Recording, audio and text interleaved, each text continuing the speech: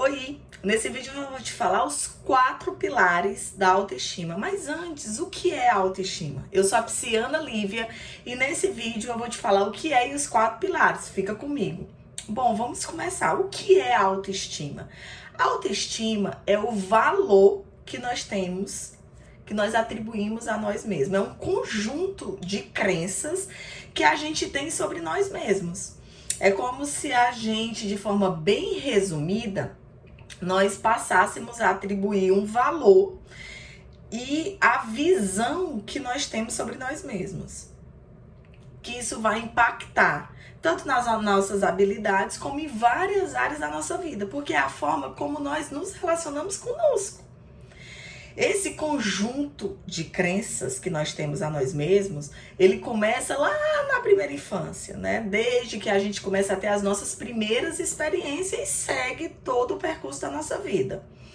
E tudo bem, se é o conjunto de valores que nós atribuímos a nós mesmos, é um conjunto de crenças, mas como se origina? De onde se origina a nossa autoestima? Quando nós começamos a ter as nossas primeiras experiências, sejam elas positivas, negativas, de sucesso, de fracasso, nós vamos tendo importantíssimos feedbacks daquelas pessoas que são os nossos cuidadores mais próximos, os nossos pais, depois os nossos, pode ser outros cuidadores, depois os nossos pares, e esses feedbacks vão moldando a forma como nós vamos nos enxergando. Lembrando que a autoestima, ela não é algo herdado, ela é algo construído. E se ela é construída, ela pode ser também moldada, desconstruída e reconstruída. Ela pode ser também modificada. Lembrando que toda mudança, ela gera tempo, porque a gente não muda de uma hora para outra e também porque requer que a gente queira, requer um esforço e ela é também um pouco desafiadora. Então, essas experiências que nós vamos tendo ao longo da vida e esses feedbacks, a princípio, dos nossos cuidadores, desses adultos que cuidam dessa criança, eles vão moldando a forma como nós vamos nos enxergando. A princípio, pode ser uma fala que a gente vai escutando repetidas vezes a nosso respeito, sobre os nossos comportamentos, sobre as nossas habilidades, esses feedbacks. E agora eu quero adentrar aos 4 pilares. O primeiro pilar é o autoconceito. São crenças que estão mais relacionadas ao self, ao eu. Então, a forma como eu penso ao meu respeito, as crenças mais ligadas ao pensamento, eu sou mais lenta, eu sou estudiosa, eu sou esforçada, ou eu não sou tão inteligente, eu não sou tão esforçada. Essas crenças que geralmente começam com eu sou, elas estão mais ligadas a esse self. E muitas vezes essas crenças de autoconceito, elas são originadas de uma autocrítica, de uma autodepreciação. Nem sempre, mas na maioria das vezes é mais fácil identificá-las quando elas estão mais ligadas à autodepreciação. Podem ser que elas estejam também no outro polo, de um polo mais ligado a um narcisismo, a um self, a um ego mais de superioridade.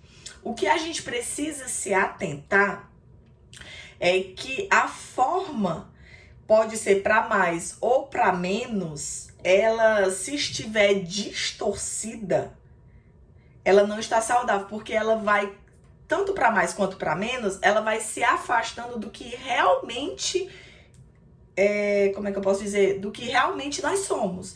Então é uma visão, toda vida que tiver para mais ou para menos, uma visão distorcida de quem nós somos, há uma falha, isso requer olhar mais para essas crenças de autoconceito que são dos pilares da nossa autoestima. Então, toda vida que eu tiver com uma visão distorcida de quem eu sou, eu preciso, peraí, deixa eu olhar e ver se eu posso ajustá-la de alguma forma. Existe também o segundo conceito, que é o conceito de autoimagem. E aqui é muito fácil a gente reduzir esse conceito a apenas a aparência física. Mas não é só a aparência física. Existem também um conjunto de atribuições, de qualidades, de maneiras de como nós nos expressamos que constitui essa autoimagem.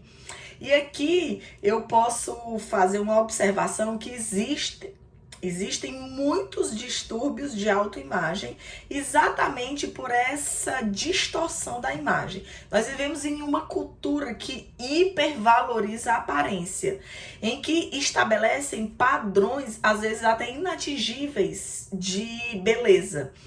E essa corrida, essa busca por esses padrões, por ora inacessíveis, faz com que eu esteja sempre com a minha imagem distorcida, porque eu estou sempre comparando a minha imagem com uma imagem ideal, perfeita, que quase não existe. Então eu tendo sempre a ter uma distorção. Eu olho e não gosto do que eu vejo, eu olho e acho que estou inadequada.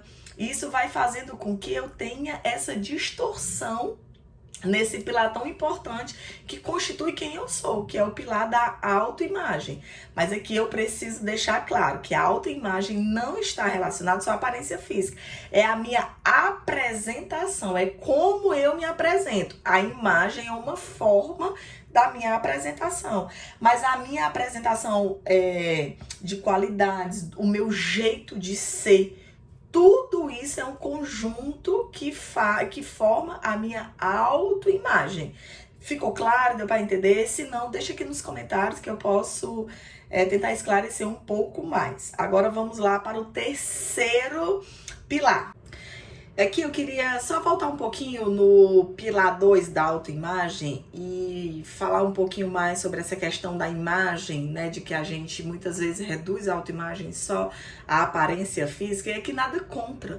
A gente pode e deve cuidar da aparência física, deve buscar a melhor versão sempre, desde que você tenha claro o seu limite, que esteja dentro de um enquadramento ali saudável, de que você tenha inspirações, mas muito mais aceitação, né? Eu acho que a inspiração, ela é um pouco diferente da comparação. Então eu me inspiro, mas eu me autoaceito, porque eu sei que eu sou diferente e reconheço as minhas qualidades ali.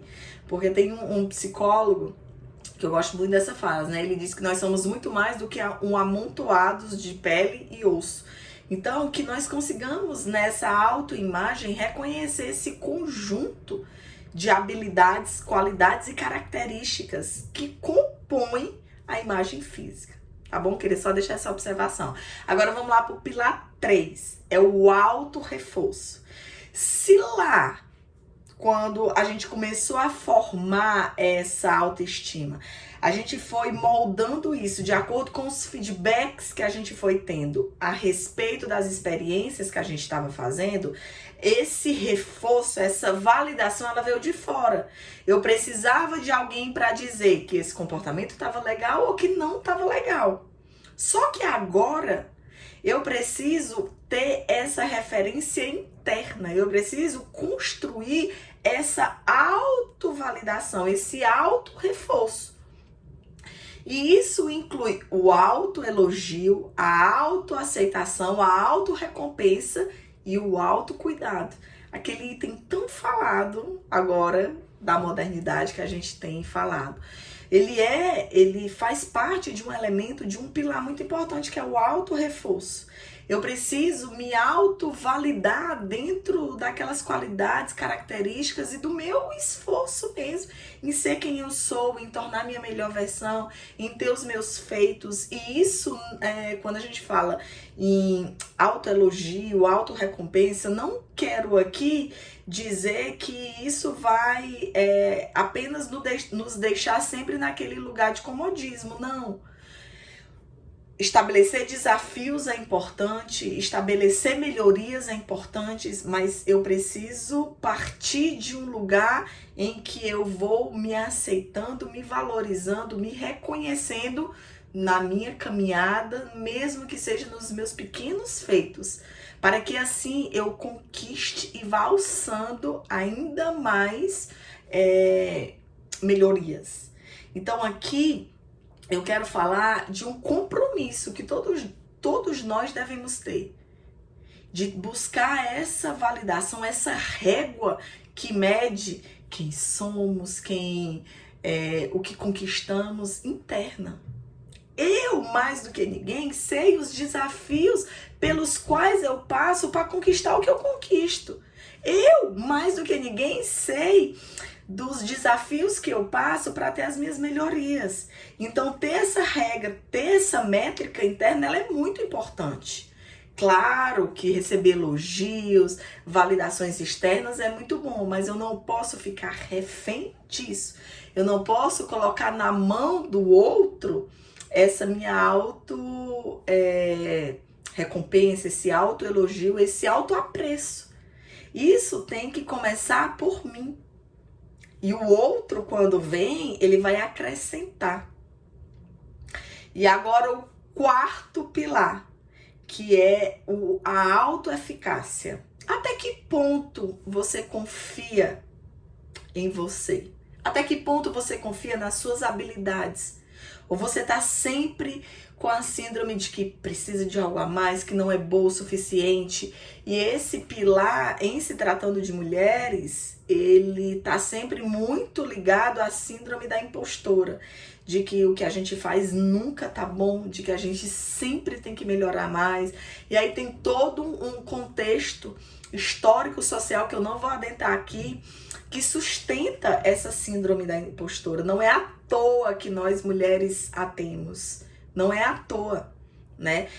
São anos e anos de luta para mostrar que o que nós fazemos é bom, para ter o reconhecimento daquilo que nós fazemos, para ter um lugar ali, para ter um lugar de ouvido, porque fala, né, nós não temos ouvidos abertos e atentos, mas isso é uma outra vertente.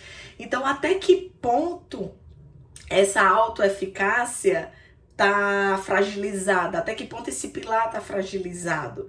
E aqui eu queria falar de uma somazinha, de uma equação que é a expectativa de sucesso. A expectativa de sucesso é a junção de habilidades objetivas mais a avaliação subjetiva da percepção de capacidade. Vamos lá.